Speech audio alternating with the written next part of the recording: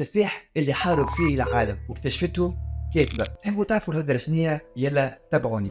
تو مش البعيد، عام 2023 خرجت كاتبة بريطانية لوسائل الإعلام وقالت إنه هي اكتشفت شخصية حقيقية للقاتل المتسلسل الغامض اسمه جاك السفاح، واللي يعتبروه أكبر لغز ما تحلش في التاريخ الإجرامي.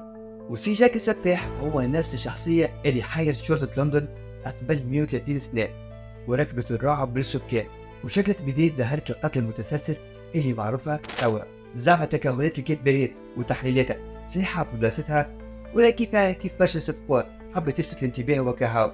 يجوا يشوفوا أصل الهدرة مع بعض. نبعدوا بيكو لبعيد عام 1888 وقت شهدت منطقة وايت شابلوين سلسلة جرائم مشوا ضحيتها 5 نساء كانوا يخدموا بائعات هواء بطريقة سيدية فيها عنف مفرط ما فيهاش حتى ذرة رحمة. برشا روايات وأخبار اتنشرت في صفحات أولى من جرايد لندن، حلقات موسعة وعملية بحث كبيرة. الهدف الأساسي نتاعها القبض على القتل. أما خسارة المحاولات كلها فشلت، ورغم المحاولات الفشل الكل إلا أن المحققين أجمعوا على نقاط معينة. أول حاجة اكتشفوها اللي جاك السفاح ياكل إنسان ونقم عليه نقمة مش طبيعية لدرجة خليته يشوه كل ضحية أكثر من الضحية اللي قبلها، وزيد يسكن في نفس المنطقة اللي يرتكب فيها الجرائم ويعرفها كما يعرف كفيدي، ويتحرك بأريحية كبيرة وثقة مفرطة وقت تنفيذه كل عملية. وكون عنده ميل كبير لأسلوب لإرادة القتل وبت زايد على حد يخليه يستخدم العنفين الآلي والتعبيري فرد وقت أثناء ارتكاب الجرائم، ويبعث لهم رسالة مكتوبة بخط يده عنوانها حضرة الرئيس يستهزئ فيها مجهوداته اللي ضاعت خسارة أطراو ما نجموش يشدوه. السيد وصلت بيه يعطي فيهم في المؤشرات كيفاش باش يشدوه، وكملوا قناة راني الضحية الجاية باش ينقصوا قدناه. هذاك اللي صار من بعد طبق كل شيء اللي قاله.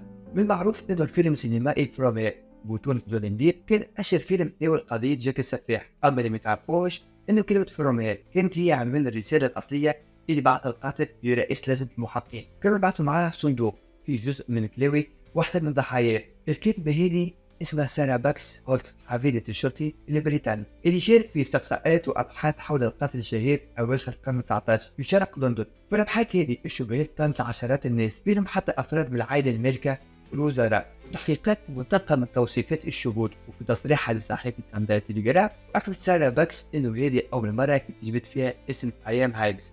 صنع السيجار ومدمن الكحول المريض بالصرع كان مشتبه رئيسي. حسب نظريتها هايمز يتعرض لسبب عدته بالعمل، وكان ديما يعنف في زوجته ويتهم فيها بالخيانة، وتوقف مرة في الحبس بعد ما يهاجم زوجته أمها بسطور. وحسب معطيات طبية اكتشفتها المؤلفة هي اللي كان في عمر 35 سنة عام 1888 يتعرض لسبب منعته من ثاني وتبديد يده اليسار، وكان يعاني من مشكلة في ركبته وحالة صرع قوية مع نوبات مضطربة. والوصف هذا حسب كلامه ينطبق مع وصف الوضعيات شافوا جاك السفاح، وقالوا في تحقيقات انه كان راجل في الثلاثينات وعنده ذراع قويه وركبه متنيه. حسب رايكم اعزائي الهدر، زعما تفسيره نجم يكون صحيح في بلاصتو ولا لا؟ انتوا جاوبوا.